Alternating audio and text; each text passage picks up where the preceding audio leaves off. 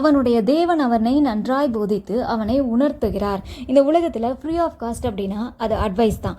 இன்னும் நம்ம நிறையா பேருக்கு அட்வைஸ் கொடுத்துருப்போம், நமக்கு நிறையா பேர் அட்வைஸ் கொடுத்துருப்பாங்க. இது எல்லாமே நடந்தது தான். 2 அடி வேணாலும் அடிச்சுக்கோ, அட்வைஸ் மட்டும் பண்ணாதேன்னு நம்மளே சொல்லியிருப்போம். ஏன்னா அந்த அளவுக்கு அட்வைஸ் ஃப்ரீயாக கிடைக்கும். கேட்கவே பிடிக்காதுன்னா அது அட்வைஸ் தான். அடி கூட வாங்கிக்கலாம், அட்வைஸ் வேண்டாம்.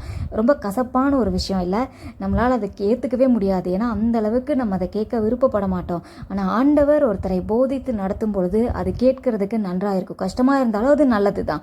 இன்றைக்கி உங்களுக்கு ஏதாவது பிரச்சனை, நிறைய சுச்சுவேஷன், இந்த பிரச்சனைக்குரிய காரியங்களை நான் மாட்டிக்கிட்டேன் அப்படின்ற மாதிரி நீங்கள் இருந்தால் எங்கே போவோம்?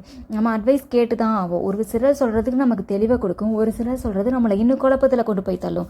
அதுக்குன்னே படித்தவங்க நிறைய பேர் இருக்காங்க, இருக்கட்டும், அது அவங்க எக்ஸ்பர்ட், அவங்க சொல்கிறத நம்ம மனசில் வச்சுக்கலாம். ஆனால் நம்ம அந்த சாய்ஸை கரெக்டாக எதை பிக் பண்ணும் அப்படின்னு நம்ம யோசிக்கும் பொழுது நம்ம முதலாவது தேட வேண்டியது ஆண்டவருடைய பிரசன்னத்தை தான். நம்ம அங்கே போகும்பொழுது, ஆண்டவரே நீங்கள் எனக்கு உணர்த்துங்க, மனிதர்கள் எங்கள் எக்ஸ்பர்ட் தான், என்னை விட புத்திசாலிங்க தான், ஆனாலும் நீங்கள் எனக்கு சொல்லுங்கன்னு கேளுங்க. ஆண்டவருக்கு முதல் ப்ரிஃபரன்ஸ் கொடுங்க. அவர் உங்களுக்கு நன்மையான வழி எதுவோ அதை உங்களுக்கு சொல்லி தருவார். இந்த வழியில் நீ போன்னு சொல்லுவார். தாவீதுக்கு சொல்லுவார்ல, முசுக்கட்டை செடிகளுக்கு பின்னாலிருந்து போன்னு சொல்லியிருப்பார்.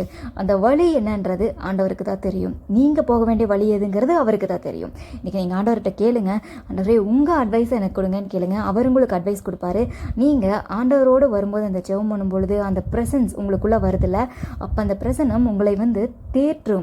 ஆவியானவர் உங்களை தேற்றுவார். நீங்கள் அந்த பிரச்சனையினால உங்களுக்கு மன உளைச்சல் இருப்பீங்க, அந்த பெயின் எல்லாம் உங்களுக்குள்ள இருக்குல்ல, அதுலேருந்து நீங்கள் வெளியில் வருவீங்க.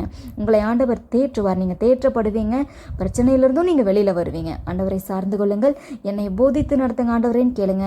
உங்கள் பிள்ளைங்க பிரச்சனை பண்ணால் எங்கள் பிள்ளைங்களை போதித்து நடத்துங்க. இவனை சரியாக கைட் பண்ணுற மாதிரி எனக்கு பேரண்டிங்க்கு உண்டான போதனையே எனக்கு கொடுங்க ஆண்டவரேன்னு கேளுங்க. கர்த்தர் உங்களுக்கு போதித்து உங்களை நடத்துவார். நீங்கள் தேற்றப்படுவீங்க. உங்கள் ப்ராப்ளம்ஸ் எல்லாம் சீக்கிரம் சால்வ் ஆகும்.